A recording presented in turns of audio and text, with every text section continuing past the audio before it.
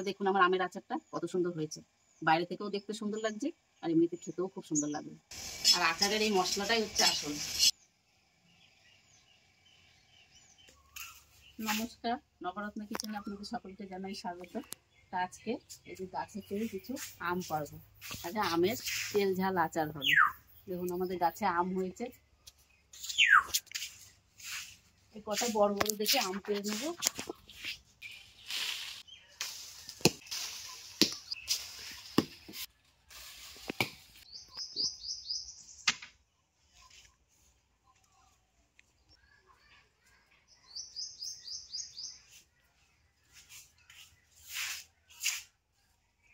এখন এই কটা পেরেছি, আর কটাও পারবো। গাছের টাটকা আম দিয়ে তেল ঝাল আচার হবে। তাই যে গাছের থেকে আম পেরে নিয়ে চলে এসেছি, আমি একবার ধুয়ে নিয়েছি আর একবার ধুয়ে নেবো।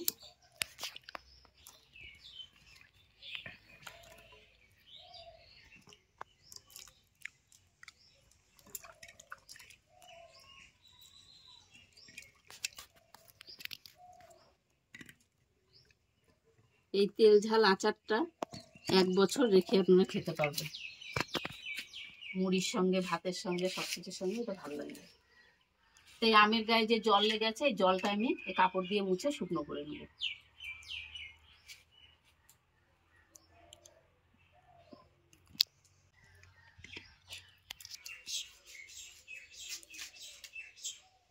হালকা হালকা আঁঠিগুলো শক্ত হয়ে গেছে, এরকমই তেল আচার ভালো লাগবে।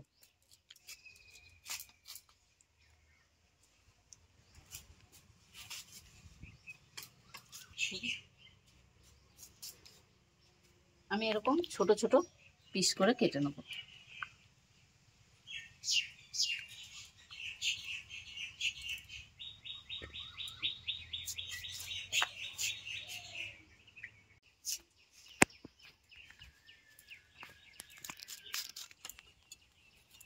তো আমার আমগুলো সব কাটা হয়ে গেছে, এই যে ছোট ছোট পিস করে আমি কেটে নিয়েছি।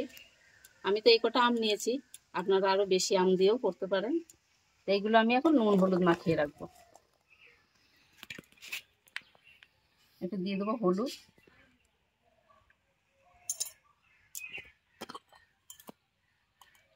আর দেবো লবণ। আমি এখানে 1 চামচ লবণ দিয়েছি।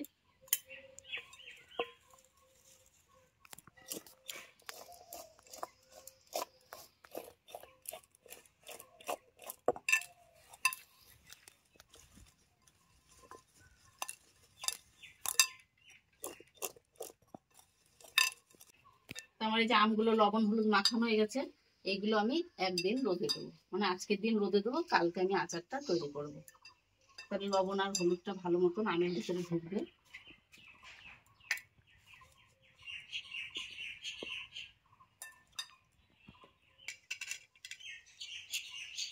তো চলুন আমি আমটা রোদে দিই, তারপরে কালকে আবার দেখা হচ্ছে আমটা তেল ঝাল কি করে বানাবো, তারপর আপনাকে দেখাবো। এখন আমি রোদে দিই আমটা।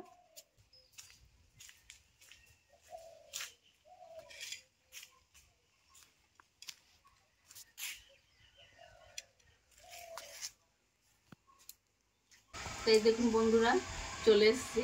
কালকে তো আম কেটে রোদে দিয়েছিলাম, সেটা আপনাদের দেখিয়েছিলাম যে আমের তেল ঝাল আচার বানাবো।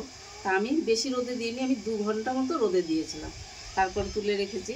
তো বিকেলে আর আচার করা হয়নি, তা আজকে চলে এসেছি, আজকে আমের তেল ঝাল আচারটা বানাবো। তো আপনারা প্রথম থেকে শেষ পর্যন্ত ভিডিওটা দেখতে থাকুন যে আমি কী করে বানাই। তা আচার বানানোর জন্য এখানে আমি কিছু মশলা নিয়ে নিয়েছি, গুছিয়ে নিয়ে চলে এসেছি। আমি প্রথমে উনান ধরিয়ে নেবো আগে।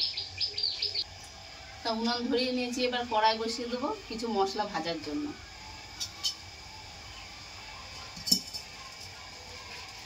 তা আমি যে তেল ঝাল আচারটা বানাচ্ছি, এই আচারটা আপনারা সারা বছর রেখে খেতে পারবেন, গরম ভাতের সাথে মুড়ির সাথে এটা খুবই ভালো লাগবে তেল ঝাল আচারটা।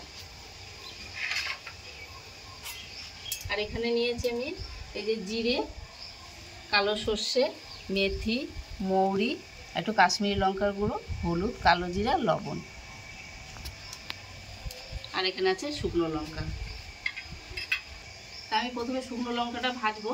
শুকনো লঙ্কাটা ভাজতে একটু সময় লাগে, তার জন্য একটু আগে ভেজে নিতে হবে। শুকনো লঙ্কাটা।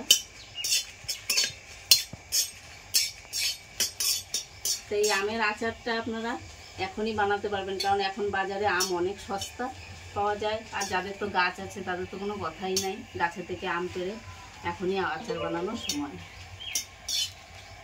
তো লঙ্কাটা একটুখানি ভাজা হোক, তারপরে আমি বাকি মশলাগুলো ভাজবো। আমের আচারটা কি আমার ঝাল মানে মিষ্টি হবে না টক গো? না, এটা তেল ঝাল আচার হবে, মিষ্টি হবে না। তো লঙ্কাগুলো আমার একটুখানি ভাজা হয়ে গেছে, এবার আমি জিরে দেবো।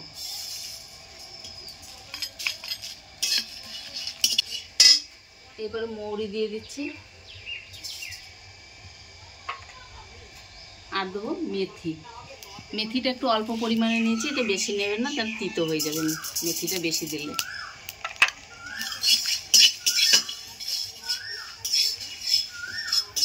আর আমি আপনাদের আগের দিন দেখাচ্ছিলাম যে মা উনুনটা বানাচ্ছিল, দেখুন উনুনটা কমপ্লিট হয়ে গেছে। তা আমি ভেবেছিলাম আপনাদের এটা লাইভ দেখাবো, কিন্তু সেদিন আমি ছিলাম না বাড়ি, তাই আপনাদের দেখাতে পারিনি।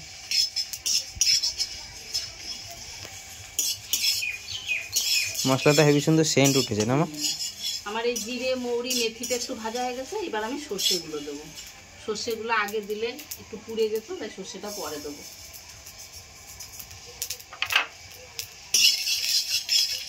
এই ভাজা মশলার একটা দারুণ সেন্ট, আর আচারের এই মশলাটাই হচ্ছে আসল।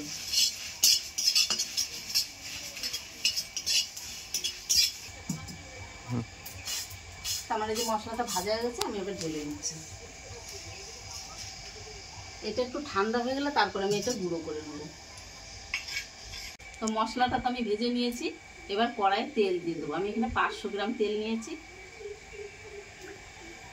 আমি এই তেলটা পুরোটাই দিয়ে দিচ্ছি। এবার এটাকে আমি তেলটাকে ভালো করে ধোয়া ওঠা গরম করতে হবে। তো আমার যে মশলাটা একটু ঠান্ডা হয়ে গেছে, এখন আমি এটা গুঁড়ো করে নেব।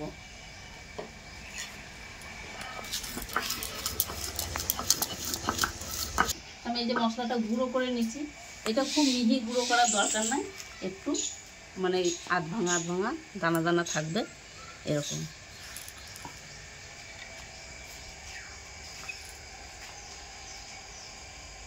এই তেলটা আমার খুব ভালো গরম হয়ে গেছে, এই যে ধোয়া উঠছে। এবার আমি তেলটা কিছুটাই বাটিতে ঢেলে নেব।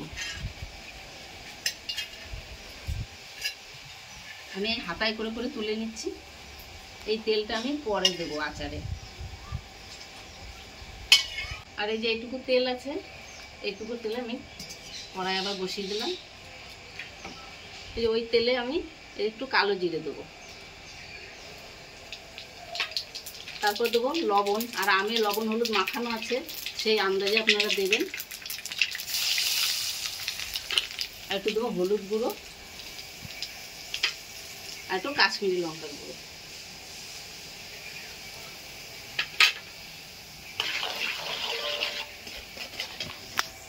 এবার আমি এই আমগুলো দিয়ে দেবো।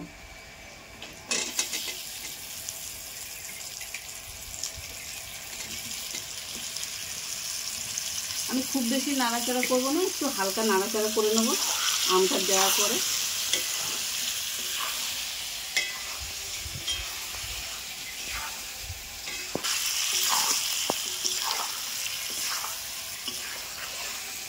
এরকম করে আচারটা করলে পরে এই আচারটা অনেক দিন পর্যন্ত ভালো থাকবে।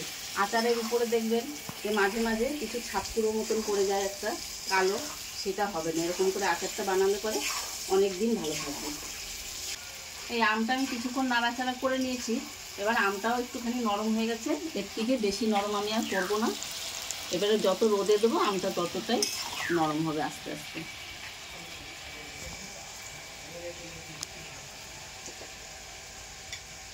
এবার অর্ধেকটা মশলা আমি এখন দিয়ে দিচ্ছি, আর বাকিটা পরে দেবো।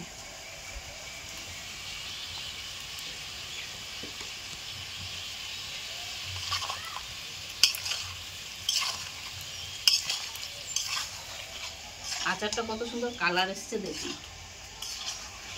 যতটা সুন্দর দেখতে হয়েছে খেতেও খুব সুন্দর লাগবে।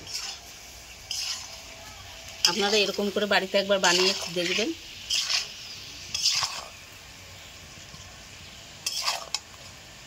এটা একটু ঠান্ডা হলে তারপর আমি এই যে বয়েমে ভরবো। আমার এই যে আচারটা নাড়াচাড়া করতে করতে ঠান্ডা হয়ে গেছে। এবার আমি কাচের বয়মে ভরবো। আর এই কাচের বয়মটা আমি আগে থেকেই ধুয়ে ভালো করে রোদে দিয়ে রেখেছিলাম, যাতে কোনো জল না থাকে। আর জল থাকলে তাড়াতাড়ি আমের আচারটা নষ্ট হয়ে যাবে। তো ভালো করে পরিষ্কার করে ধুয়ে আমি রোদে শুকনো করে নিয়েছি বয়মটা। এবার বয়মটাতে আচারগুলো আমি ভরে নেব।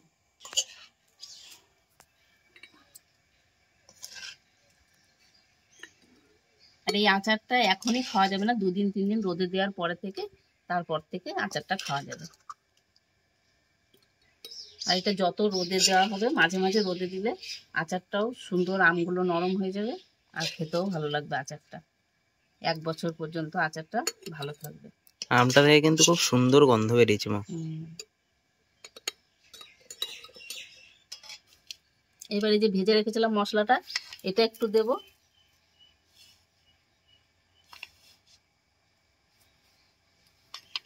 এবার একটু এখান থেকে তেল ঢেলে দেবো।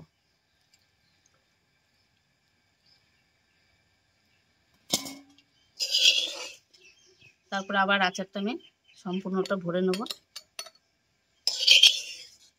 আর আচারটা যতদূর পারবেন কাচের বয়মে রাখার চেষ্টা করবেন। কাচের বয়মে আচারটা 1 বছর পর্যন্ত কিচ্ছু হবে না।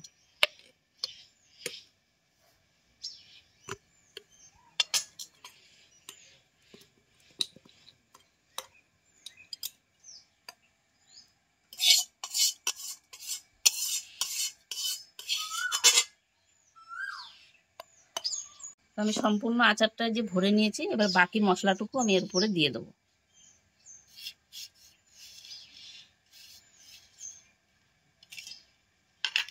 এবার যতটা তেল ধরে আমি আস্তে আস্তে দিয়ে দিচ্ছি।